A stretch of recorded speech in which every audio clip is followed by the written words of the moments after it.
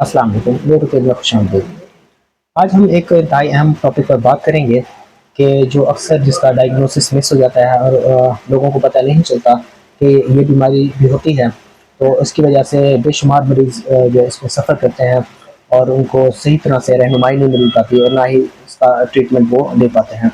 तो वो बीमारी है हाइड्रोसेफलस, यानी दिमाग के अंदर पानी का ज़्यादा हो जाना और दिमाग का प्रेशर इसके नतीजे में बढ़ जाना।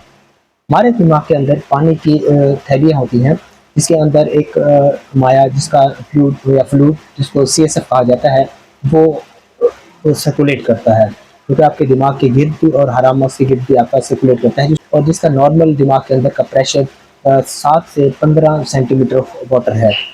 अगर वो पानी इस मिकदार से बढ़ जाए या उसका प्रेशर ज़्यादा हो जाए तो वो दिमाग के ऊपर दबाव डालना शुरू कर देता है, जिसकी वजह से क्या क्या अलामात आती हैं कि मरीज़ को बड़े जो उम्र के मरीज़ होते हैं उनको सर दर्द होना, उल्टियाँ आना और बहुत ज़्यादा बेचैनी या चक्कर आना, और हत्ता कि नींद बेहोशी की कैफियत भी इसकी वजह से हो सकती है। और बच्चों में इस पानी के ज़्यादा होने की वजह से सर का साइज़ बढ़ना शुरू हो जाता है। अब हाइड्रोसेफलस की बुनियादी तौर पर 3 वजूहात हो सकती हैं। नंबर 1 कि जिसमें इसकी मिक़दार बढ़ जाए, इसकी प्रोडक्शन ज़्यादा हो जाए, इसके बनने की रफ़्तार ज़्यादा हो जाए। और नंबर 2 इसकी जो एब्ज़ॉर्प्शन है या इसकी जिस्म में जज़्ब होना है दिमाग से, वो आपकी कम होना शुरू हो जाए। और नंबर 3 कि इसके नॉर्मल जो आपका बहाव है, जो कि आगे चलकर हम जिस पर बात करेंगे, उसके उसमें रुकावट आना शुरू हो जाए कहीं पे किसी भी वजह से। इन तीनों वजूहात की वजह से हाइड्रोसेफलस किसी इंसान को हो सकता है। अब ये नॉर्मल जो हमारा सीएसएफ है वो कहाँ पे बनता है और कैसे सर्कुलेट होता है, ज़रा इस पे थोड़ा रोशनी डाल लेते हैं। हमारा दिमाग का ये पानी जिसको सीएसएफ कहा जाता है, ये दिमाग के अंदर पानी की थैलियाँ और या वेंट्रिकल्स होते हैं। 2 लेटरल वेंट्रिकल, 1 थर्ड वेंट्रिकल और 1 फोर्थ वेंट्रिकल, ये उनमें बनता है। लेटरल वेंट्रिकल से बनने के बाद ये एक 2 सुराखों के ज़रिए, जिनको फोरामेन मोनरो कहा जाता है, वहाँ से ये दिमाग के थर्ड वेंट्रिकल में आता है और वहाँ से एक सुराख के ज़रिए फोर्थ वेंट्रिकल में आता है। वहाँ से वो निकल कर दिमाग के गिर्द और आपके हराम मगज के गिर्द एक कुशन का काम करता है। इसकी नॉर्मल मिक़दार कितनी एक होती है? नॉर्मली ये 150 ml के करीब, जो कि आपके थैलियों में और दिमाग के गिर्द आपका फ्लूइड गर्दिश कर रहा होता है, इसकी मिक़दार 150 ml तक होती है और ये दिन में 3 बार रिप्लेस होता है, यानी कि तकरीबन 450 से 500 ml तक ये डेली बनता होता है और ये आपके दिमाग के गिर्द सर्कुलेट करता रहता है। अब हम चलते हैं कि बच्चों में इसकी क्या वजूहात हो सकती हैं। बच्चों में इसकी वजूहात में खुदा न खास्ता अगर बच्चे की ब्रेन में कोई ट्यूमर है तो उसकी वजह से भी ये ज़्यादा बनना शुरू हो जाता है, या उसकी जो रुकावट होना शुरू हो जाए इसके बहाव में, तो उसकी वजह से भी दिमाग के अंदर हाइड्रोसेफलस हो सकता है। और कुछ वजूहात इसकी अभी तक मालूम नहीं हो सकी, अननोन रीज़न की वजह से भी ये ज़्यादा हो सकता है। अब बड़ों के अंदर हाइड्रोसेफलस की क्या क्या वजूहात हो सकती हैं, उनमें एक तो ब्रेन के अंदर खुदा न खास्ता अगर हैमरेज हो जाए, यानी सबएरेक्नॉइड हैमरेज, तो उसके 3 से 4 हफ्ते बाद मरीज़ में हाइड्रोसेफलस हो सकता है। उसके अलावा ब्रेन ट्यूमर, अगर वो सीएसएफ के नॉर्मल फ्लो या बहाव में रुकावट पैदा होना शुरू हो जाए तो उसमें भी वो उसको हाइड्रोसेफलस हो सकता है। ये दिमाग का पानी का ज़्यादा होना, ये हो सकता है। उसके अलावा बुज़ुर्ग अफराद में आपका जो दिमाग है वो सिकुड़ना शुरू हो जाता है, तो उसकी वजह से भी वो पानी जो है वो एक्स्ट्रा स्पेस ले लेता है, वो हाइड्रोसेफलस हो जाता है।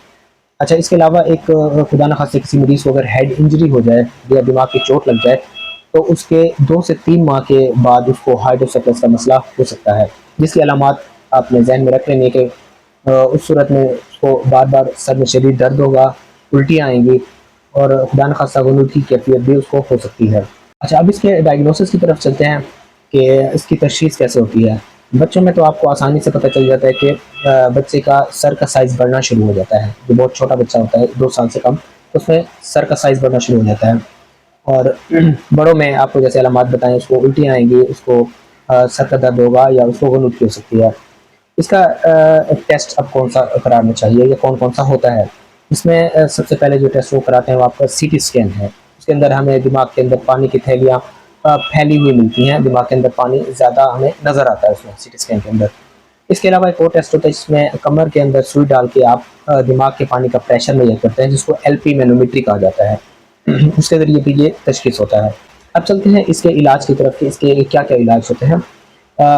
इसका इलाज डिपेंड करता है कि इसकी वजह क्या है।